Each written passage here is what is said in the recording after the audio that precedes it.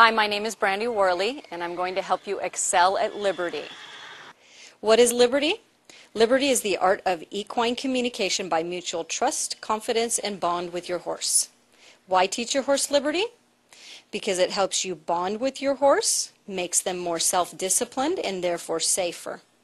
It will also help your horse become more supple in mind and body.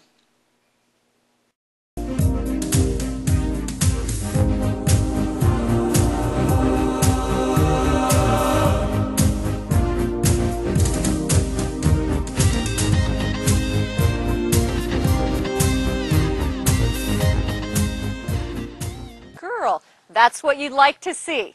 Now that's not going to happen with all of your horses in the first 2 or 3 rounds. You'll have to work on it. You want to pet them, nice and soft. Try not to pet the face if they move away. Good girl. And the next step for this is you're going to want them to follow you. So what I'm going to do is I'm going to change my whip behind me so that it's not pushing pressure on her. And I'm going to ask her just to kind of walk with me. Good girl. Good girl. And I'm going to pet her once she takes a couple steps. I'm going to pet her, tell her, good girl. And then I'm going to walk, and she should follow right along with me. Good girl. And I'm going to stop. Now, if she keeps looking away, I'm going to want to make sure that I have her attention. Now, just notice that I took a couple steps back and over to the left. I want to make sure that she understands that I am the person to follow, that she needs to pay attention 100% on me. Okay?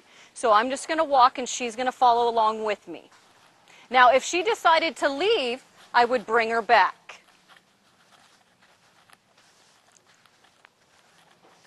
Good girl. It's important to praise your horses, to tell them that they're good when they're doing things correctly. So, for instance, when this mare comes up and she stops, you can see she's a little worried. She's a little herd-bound. She's a little bit worried. So I'm just going to give her a little pet, and I'm going to tell her, it's okay, good girl. Be sure to communicate with them verbally. They really respond well to that. Now, notice she's not moving her feet, but I'm moving mine. So here's what you're going to want to do when they don't move their feet. I'm going to step to my left and back, and her front feet moved. That's what you're going to want to get in order for them to come forward. Good girl. Now, I'm not too concerned that she's back behind me a little bit. I just want to keep one eye on her and make sure that she understands that she needs to be right here with me and that she doesn't run over the top of me. Just for safety reasons, you've got to really keep one eye on them. Let me just send her away. So you want to send them away on the opposite side. Okay, so now I'm going to move her around the round pen a little bit more. Release this little guy here. His name is Stuart Little. We're going to send him off and around. Go, Stewie. I'm going to move him around the arena. And I'm going to do this, and you bend down. Good boy, Stewie. Good boy.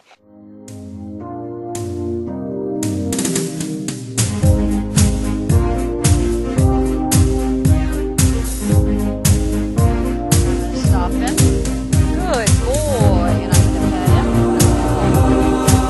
I'm going to correct her.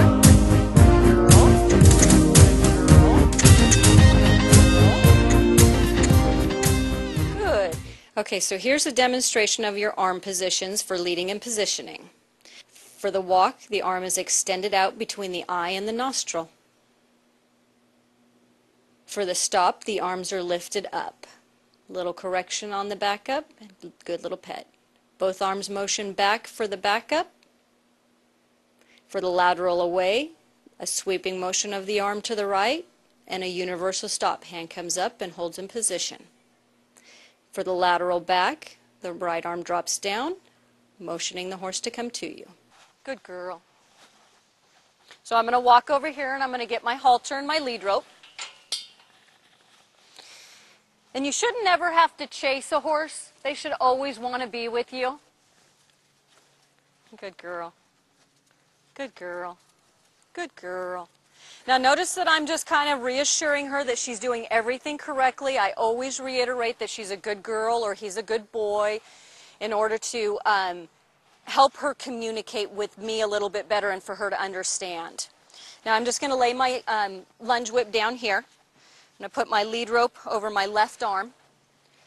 I'm going to take my halter. These are really nice halters. The leather halters are real nice. I use Big D's a lot. I really prefer those. I'm going to take my right hand and I'm going to take it down and I'm going to bring my left hand up underneath. And I'm going to go ahead and just kind of scoop up her nose. Good girl. And then I'm going to buckle this. Stick that through there. Good girl. Now your halter and your lead rope do not have to be super tight. It just has to be there in order to give them a guidance, to show them a direction, and to show them where you want them in leading and positioning. So this is where I'm going to start to use my driving whip, buggy whip, halter whip. All this pretty much the same, just a little bit different lengths on them. For right here and now, what I want